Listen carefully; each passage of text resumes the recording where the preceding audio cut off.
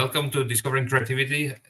We have today Rustin and Michelle talking about different issues. I'm so excited to hear what you're going to be discussing. And I'm sure that all of us are going to benefit tremendously.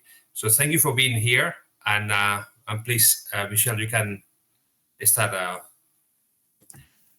get going. Okay. My name is Michelle Sullivan. I am almost finished with my degree. I'm getting my master's in educational design and technology here at A&M. And so this is one of the final courses I'm taking along with educational psychology. And so that's why I'm here. You want to tell me a little bit about you, Rustin? Sure. I don't have a prepared statement, but I am faculty in the Doctor of Education and Leadership program at St. Mary's University. I have been faculty here for 22 years now. Oh, wow. I got my PhD in psychology from the University of Chicago, where I worked with Csikszentmihalyi High.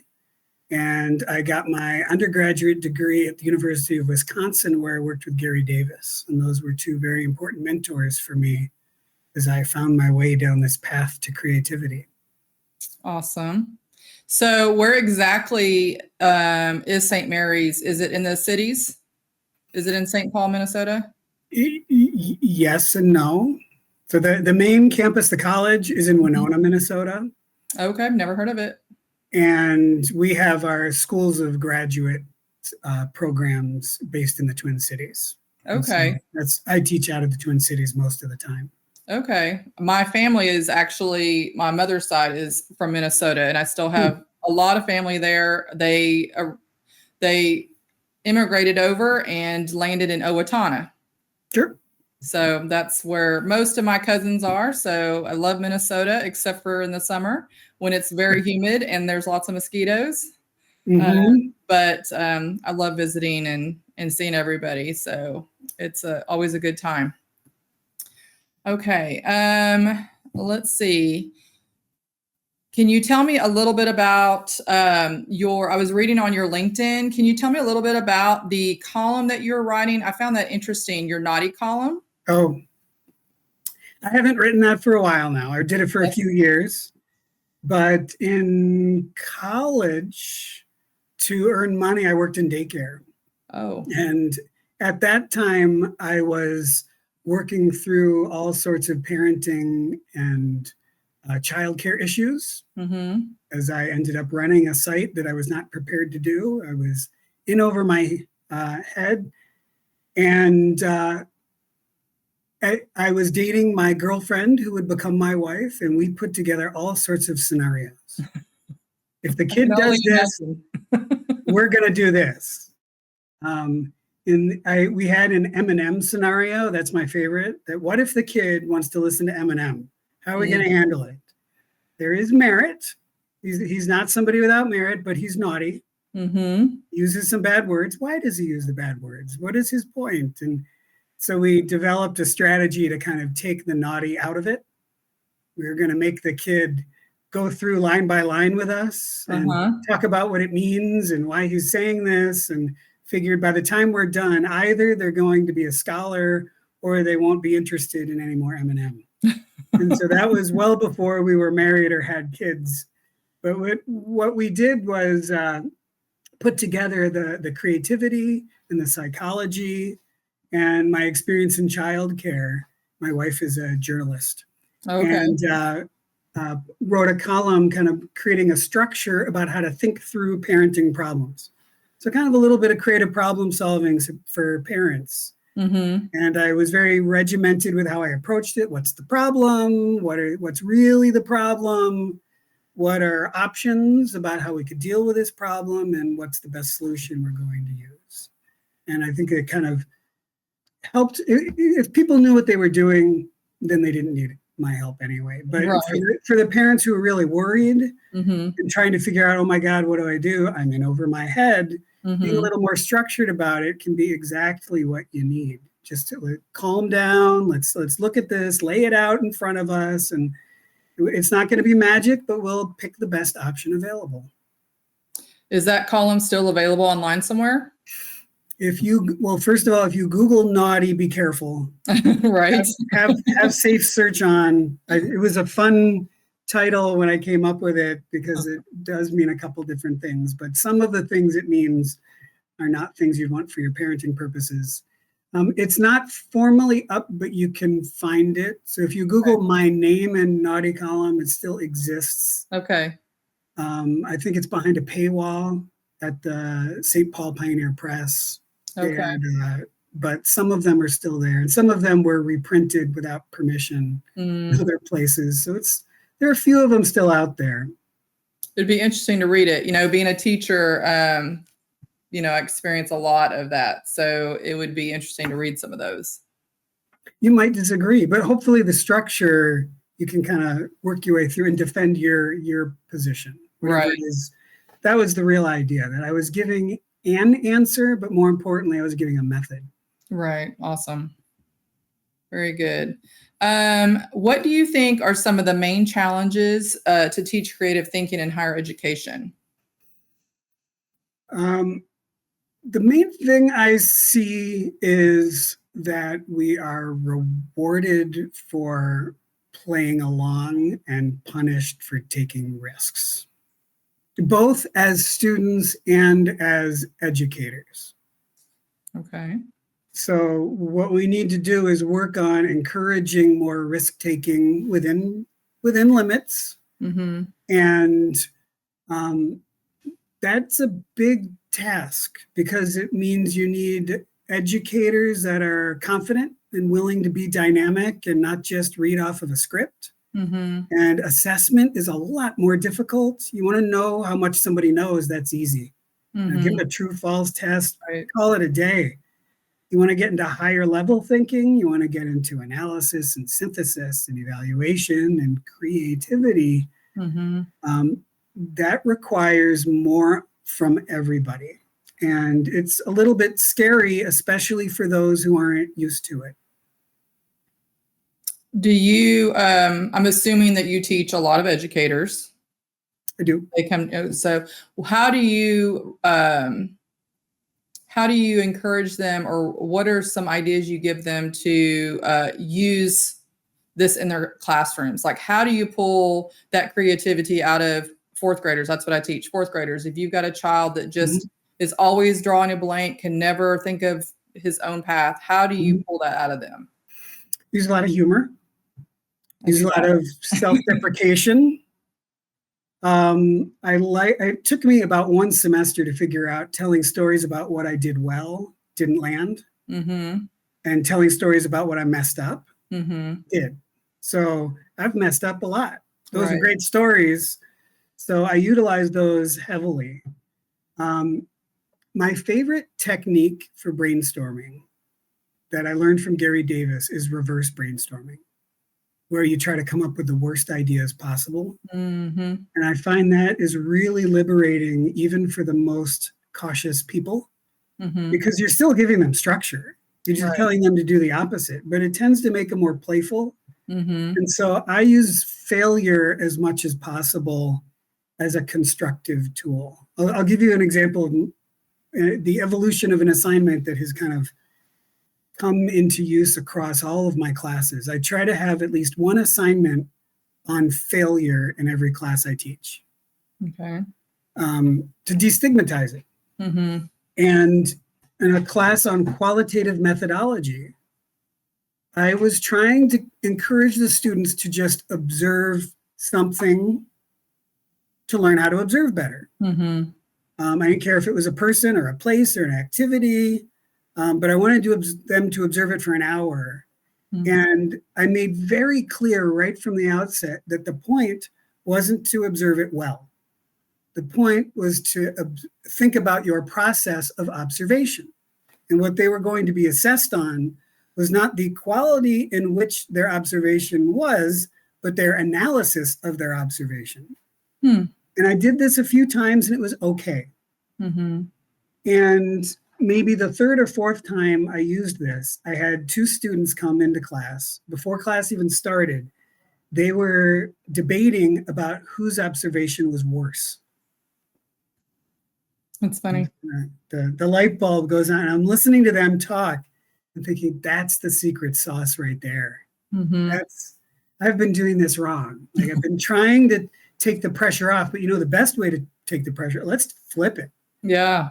Because they don't believe me, because they've spent all of these years in school being told, don't worry about it, just do your best. But then they're graded on if they did it right. Right. So nobody really believes it when you say, no, really, I want you to try stuff.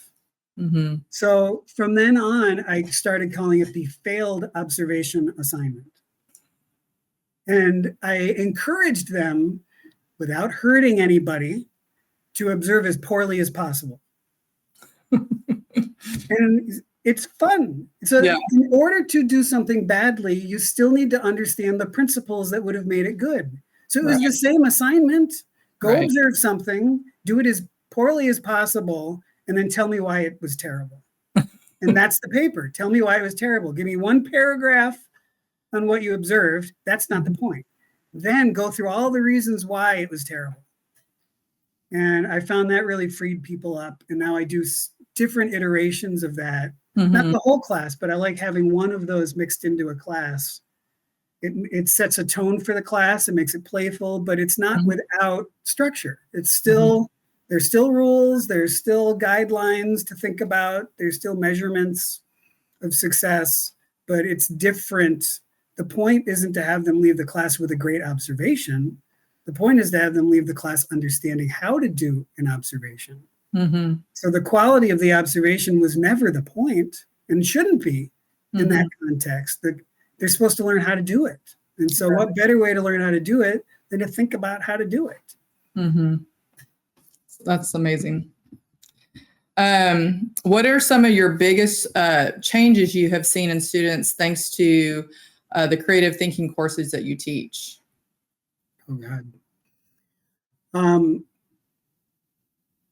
The most fun is when you watch somebody, you get those concrete sequential students who are anxious and they don't believe you and they don't believe you and they don't believe you. And finally it kicks in. I just finished a class that had a lot of business students in it. And I was watching, they tend to be a little more transactional than my education students.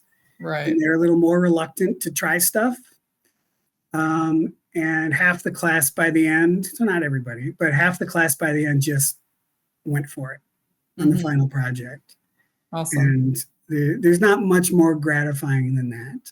COVID's been a big change. I'm sure that's true of anybody you talk to in education. Right. We're doing more of this now. That changes the dynamic because here you are, a rectangle and a rectangle and a rectangle. It's not, I can see you now. It's better than 20 years ago on the phone. Right. But the technology has, 22 years ago, people didn't even have laptops in their classroom. You took notes on paper. Right. And so I've been teaching, watching this transformation of technological use, and when it came in too early and wasn't actually helpful. And as it started to become, we can kind of count on Teams. We can count on Zoom. They're kind of doing their job in a way that prior software was less reliable. Right. Absolutely. Well, and I find that I get more out of a class that I take, through a Zoom. I had one this summer and it was a coaching class, professional coaching class. And we met every week. And I got so much more out of that because I was able to build those relationships and, being able to see my professor every day. And, most of the members that are in my group, in my degree plan with me, they're all away from College Station. So they're not anywhere close. So that's really the only way you can do it. Yeah. And plus for me, I'm closer, but I'm, not driving in every time is nice, but it was nice to have that class and be able to bounce ideas off, especially with coaching. You have to try. It's all a learning process of actually doing. And so I really enjoyed having that class. So do you do a lot of in-person or? So we started our blended program probably close to 15 years ago.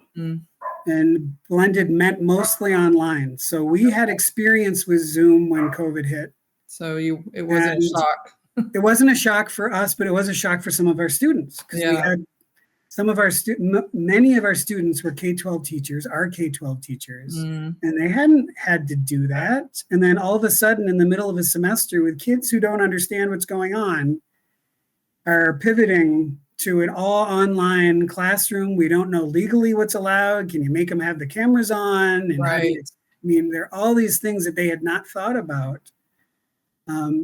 Whereas for me, it was pretty easy. I'd been teaching online anyway. I had a Mhm. class where I told the students, week 2, we met, and they said, "Are you sure we should be meeting? COVID's getting bad." And I was like, "It's no problem. We're fine."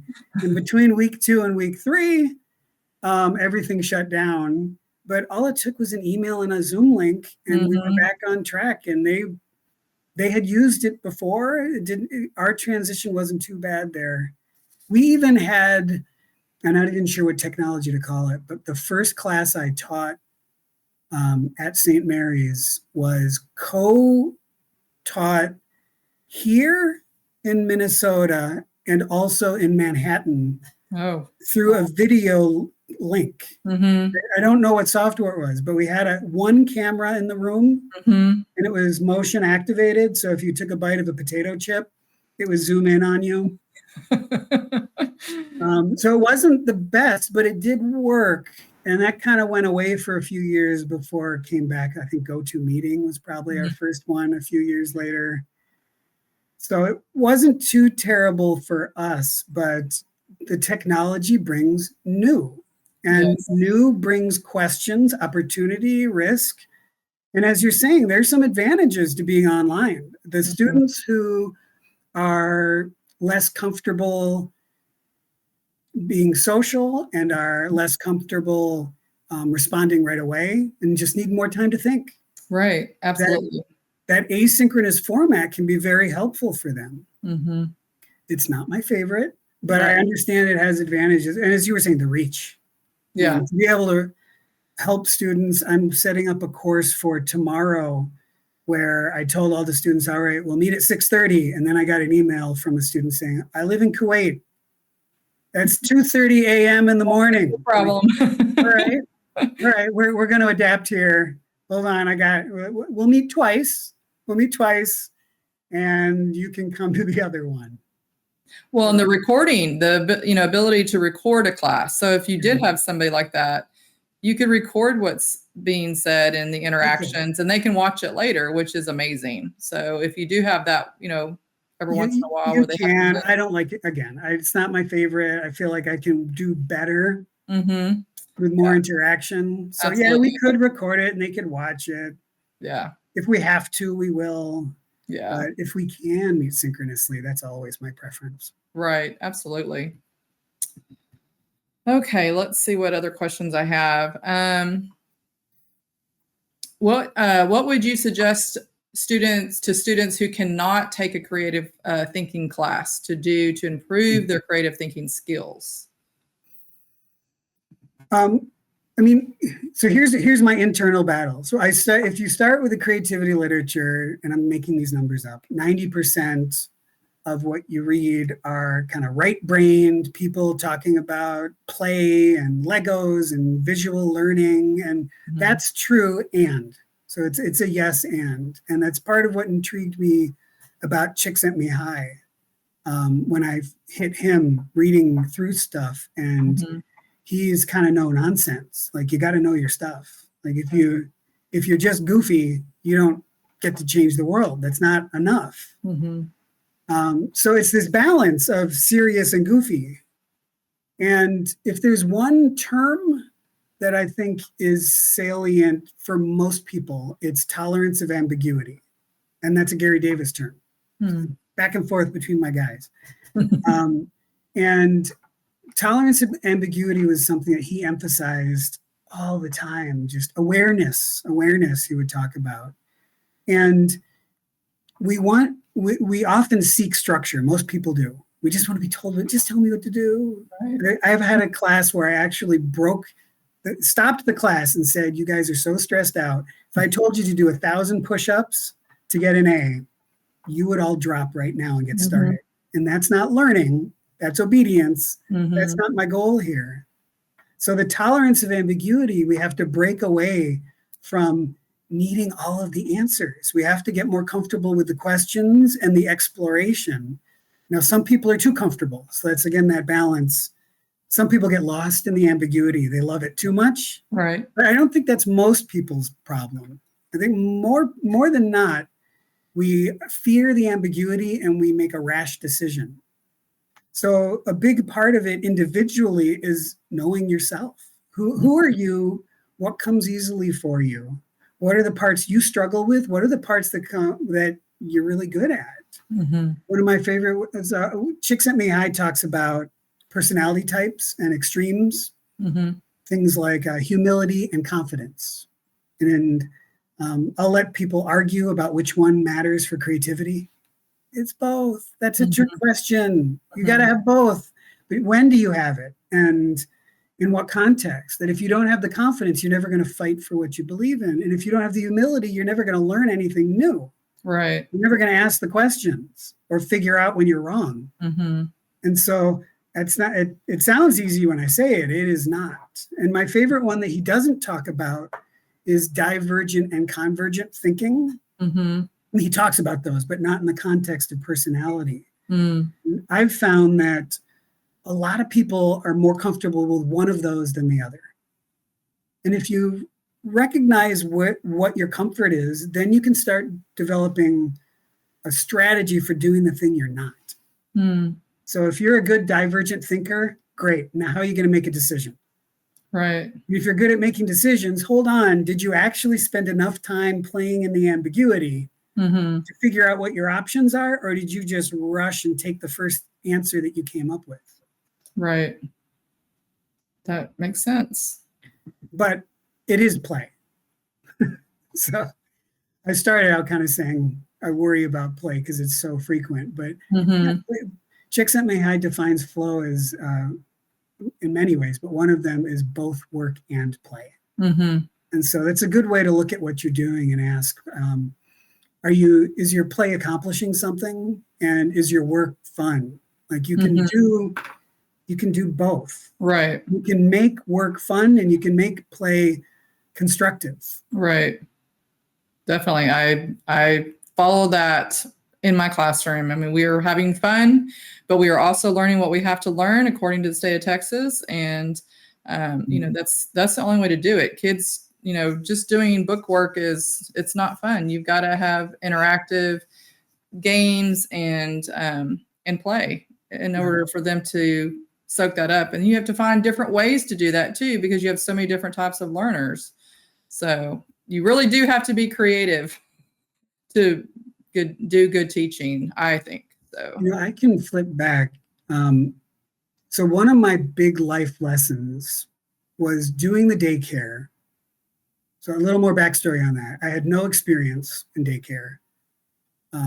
Oldest of four. I did a little babysitting, a little Sunday school, but had not really done daycare. So I go to a job fair.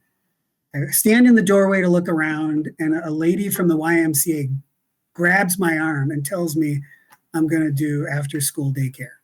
Okay, well, I guess that's my life now. And so I go to do after school daycare. I work for a month before the lead teacher goes into rehab. Oh, gosh. And then, so the site was chaotic because she didn't have it under control. And then I, with a month of experience, was supposed to try to fix this. And it was emotional. I've got these 43 kids I want to help, and I'm 20 years old. And I initially had gone in, you'll laugh at this as an educator. My initial theory was I'll be nice to the kids and the kids will be nice to me. Nope. So I spent my first week giving piggyback rides. Oh my gosh. They'd line up. I'd run around with the first kid. 15 minutes into it, there's a huge line and my back's already done. And as I took over and was trying to get control of the chaos, I did a lot of blaming myself, and I wasn't having fun. I was upset. And I had a couple aha moments where the first one, and these were 2 days apart. We were like, again, the clouds kind of parted. We had been waiting. We couldn't afford supplies. We had ordered some masking tape.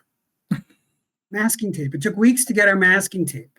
We get our masking tape. I turn my back to the kids for 1 minute, and 3 boys have the masking tape used as a finish line, and they've used up half of it as a finish line. Oh my gosh. And in my, I don't know what the right emotion to say, outrage, I was upset, but not screaming. Mostly upset, thinking like, now we don't have the masking tape.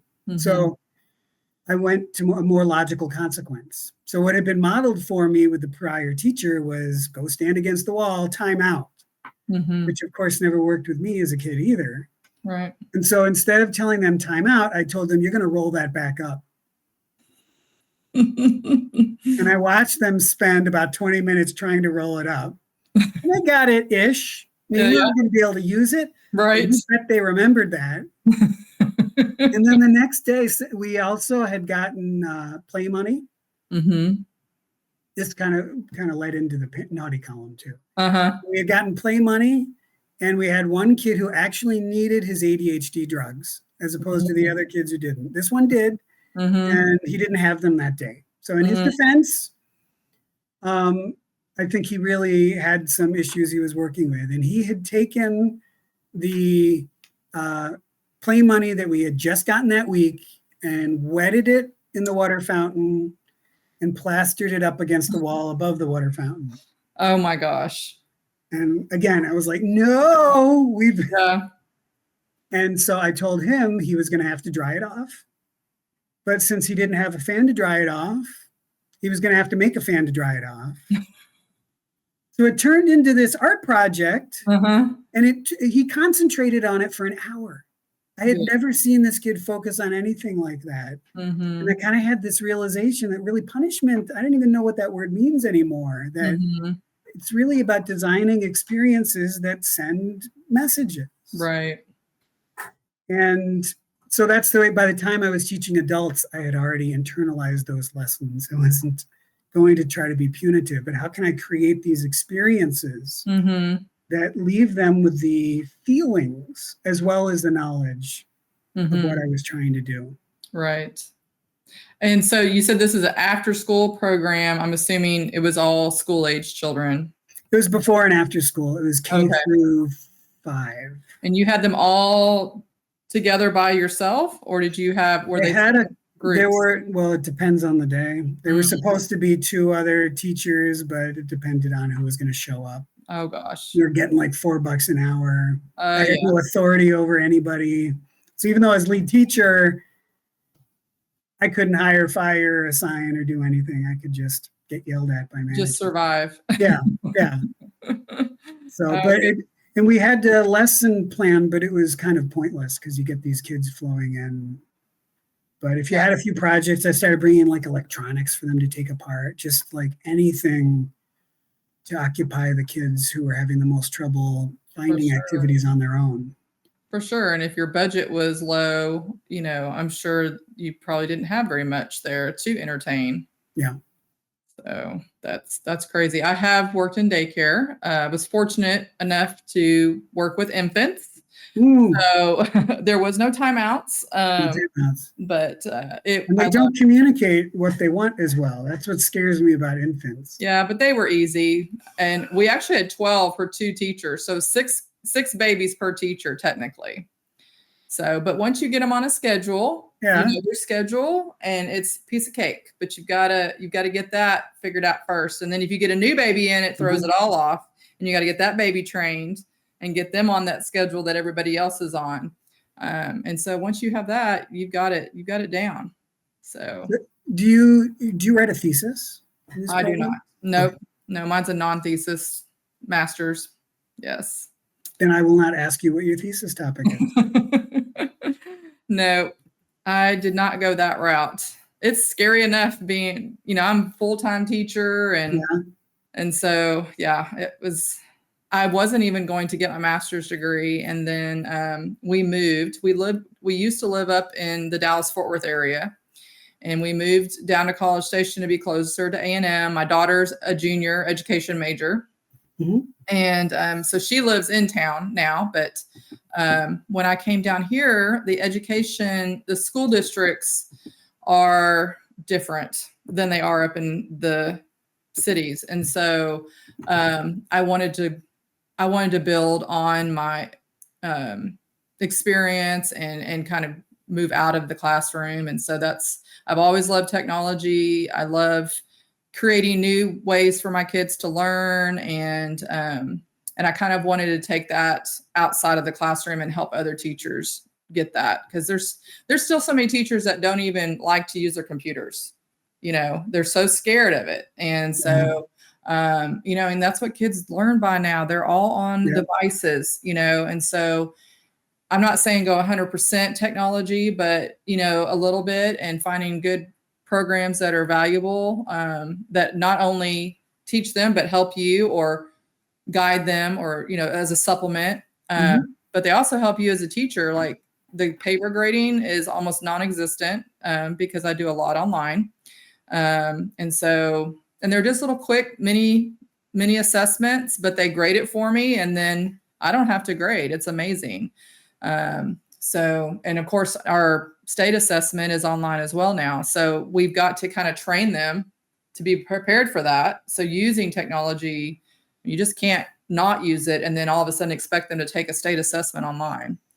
Yep. So, anyway, so I don't know what I'm going to do quite yet with it. If I'm going to go into more of like a coaching or, hire up more of a administrative type side, or if I'm going to go completely corporate. I'm not really sure yet on that, but there's just a lot of opportunities out there with this degree using technology for different things, or even designing new programs. I could even go that far. I'm not sure if I'm ready for that. It's kind of intimidating. But I could go there with more experience, I'm sure. Sometimes it's easier to criticize somebody else's program than to build one from scratch. Absolutely. I mean, we've had to do some, and the software they gave us wasn't as user-friendly. And so that was really challenging. Because I like things to be beautiful and, eye appealing. And these were it was awful. And if you don't know anything about coding, you can't get there, know. And so this is a program that was supposed to be user friendly for someone that doesn't know how to do coding, and which is most of us in this course, in this degree plan. So, but it was a lot of hours of trying and restarting, and of course I have a Mac versus a regular computer, and so everything they send out is usually just regular Windows, and then I have to figure out how to do it on the Mac side. And so that could be challenging as well. So, but it's been a lot of fun and I've really enjoyed it. And I can't wait to get out there and see what I can tackle next.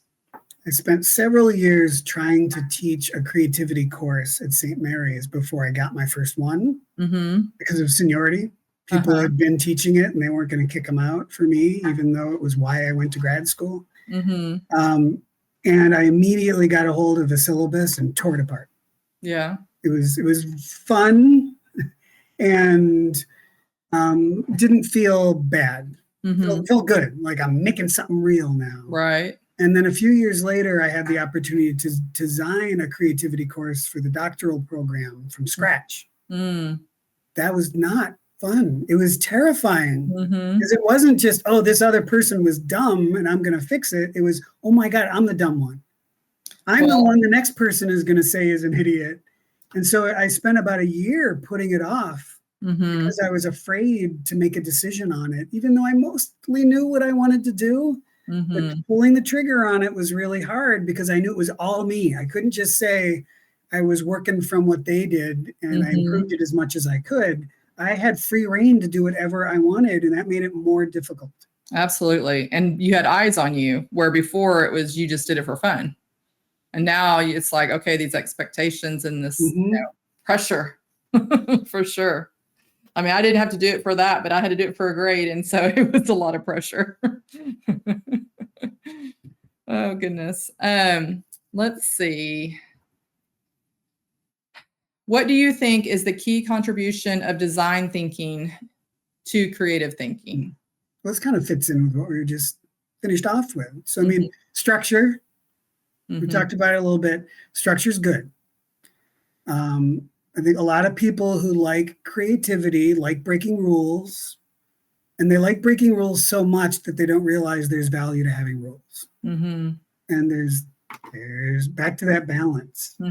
So knowing that there are certain key variables under consideration is a great way to make sure you consider those key variables in your decisions. The danger is, what if you're wrong about those key variables? And the example that usually springs to mind for me is Bill Gates with Microsoft and Steve Jobs with Apple. So Bill Gates is out there trying to make computers bigger, stronger, faster. And Steve Jobs says, yeah, but are they pretty? Do they feel good? Right. What's it like to touch one? And I still don't think Bill Gates understands that concept.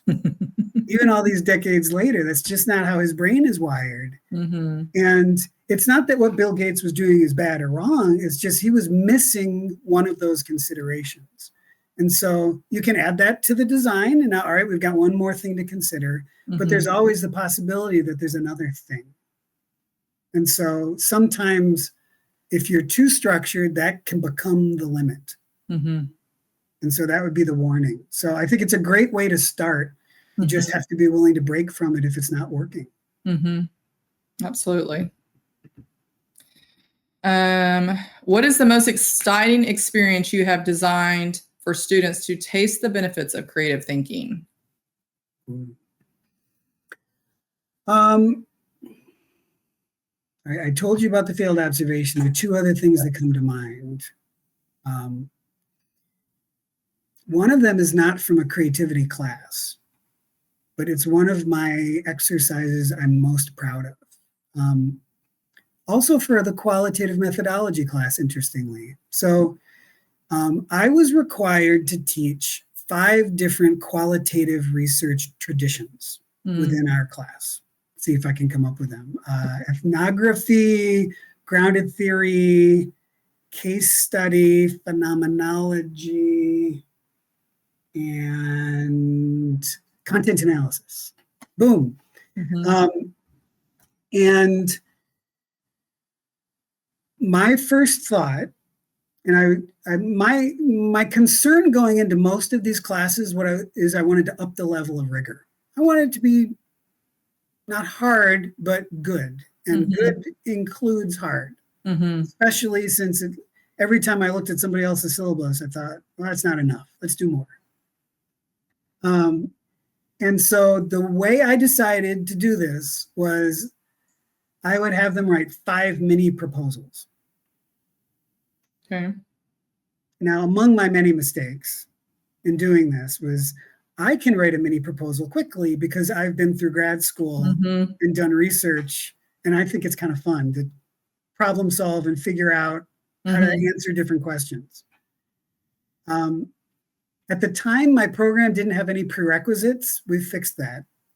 So I had students in the class for whom this was their first class in grad school. They'd never taken another research class. I also had students for whom it was their last class in the program. So I had to reteach everything there is to know about research methodology in addition to qualitative, while boring some students and terrifying other students.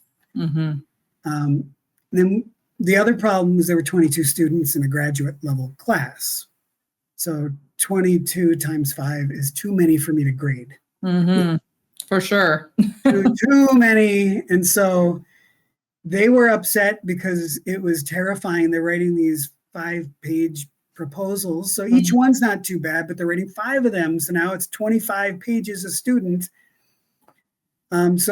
The workload I vastly underestimated in all directions. And it became a great failure. I mean, in principle, having them write these isn't a bad idea.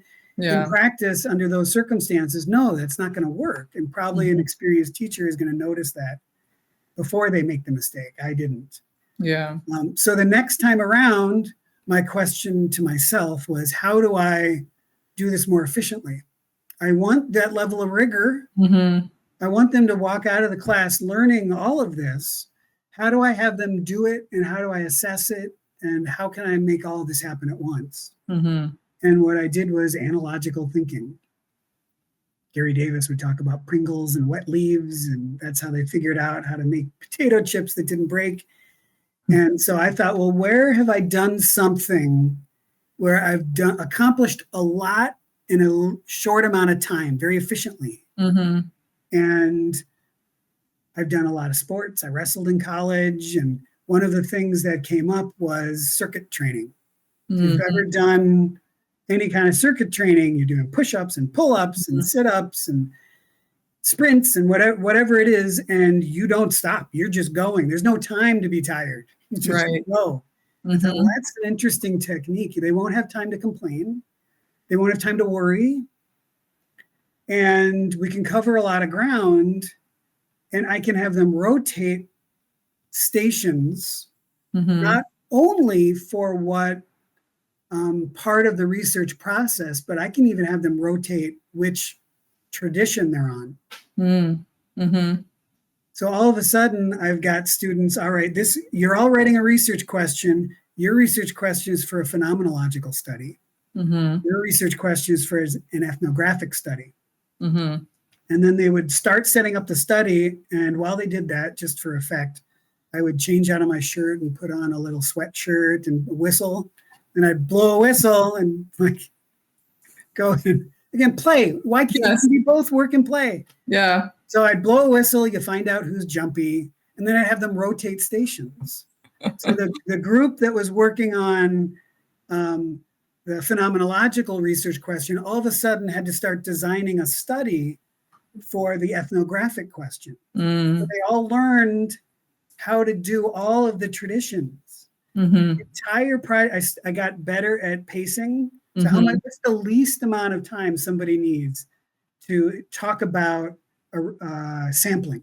Be able to write something down. It was like 2 or 3 minutes was the answer I came to. And I gave them smelly markers and big paper, and they would write it as a group, and then they'd rotate and they could see what the last group wrote. And that took an hour. Once I figured out all the minutes for the steps I needed and the minutes I needed for each step, an hour, 15 minutes of discussion. In an hour and 15 minutes, they went through the entire research process from start to finish, learned about all 5 research traditions that were in the syllabus that I had to teach, and had no idea that more than 10 minutes had passed. Right. It was completely engaging. Even if they wanted to be scared, they didn't have time to be scared. Right. Because I'm there blowing the whistle, on to the next thing, go. So really fun. I used a lot of the creativity techniques in designing it, and was able to model them and then have students go through it. And while the goal wasn't to learn about creativity as an outcome, that they're going to accidentally learn some about that while they're learning about qualitative research techniques. Right. Yeah, that definitely is more engaging than having to sit down and write 5 different proposals. I had to do 1 proposal for my class, and that was a lot. And so I can only imagine doing 5 of them. Is it time? Okay, we'll wrap it up. Do you have any questions you would like to ask me before we go, or I'll give you one more example of a project. Okay. So it's another failure on my part. So when I started teaching the creativity class, I wanted to up the rigor. So I swapped out the bad assignments, and I decided the final paper was going to be a research paper on creativity. Cold, calloused, left-brained, all about the rigor. And I can even give you numbers. I had a class of 17 master's level education students on the first day. 1 left at break. Oh gosh. And another 10 left before week 2. So it ended up being a class of 6. They were fantastic, by the way. The Sixers Yeah. stuck around. At the last class, one of the students turned in a dialogue. He was an assistant band director at a middle school. Mm-hmm. And he wrote a fictional dialogue with him arguing with the middle school principal about what creativity was. Oh my gosh. And in this dialogue, he explained the theories and the theorists and named names and did everything you'd hope a student could do at the end of such a class. Mhm. He just didn't write a research paper. And I Yeah. said, write a research paper. And he Right. was disobedient, but I wasn't teaching obedience. So then I had to think through, all right, why am I having them write a research paper? Mhm. And is that really needed? And I kind of in real time had to face, all right, I've screwed this up. I provided more structure than is needed and I limited creativity. And this guy had the guts to demonstrate mastery of the student learning objectives in spite of my teaching. Mm-hmm. And so from then on, it was no longer a research paper. It was a final project, and it was anything but a research paper. Oh. And now we spend the last half of the class trying to figure out what the final project is going to be. If it's not a research paper, what is it going to be? Is it a game? Is it a performance? Is it a project? Are you going to go build something? Mm-hmm. And the range of things is just incredible. Oh, I And bet. Well, and it gives them the freedom to come up with something in their own, using It their does. creativity. It does. Yeah. And I think in love some ways, because it's adults, it's really liberating. They have an excuse to do Mhm. something they've never tried. Yeah, for sure. And it's really wonderful. Back to your question earlier about these moments, these transformative moments. Every time I teach the class, I get to see somebody do that Right. because I let go of my idea of what the end should look like Mm-hmm. and gave it to the students. Right. As long as they have a little bit of a guide of what you're expecting. I had my kids, this is the first time I tried it last year, was for the end of the year project. I had them pick any math objective that they had learned throughout the year, and with a partner, or they could do it on their own, they had to teach that objective to the class.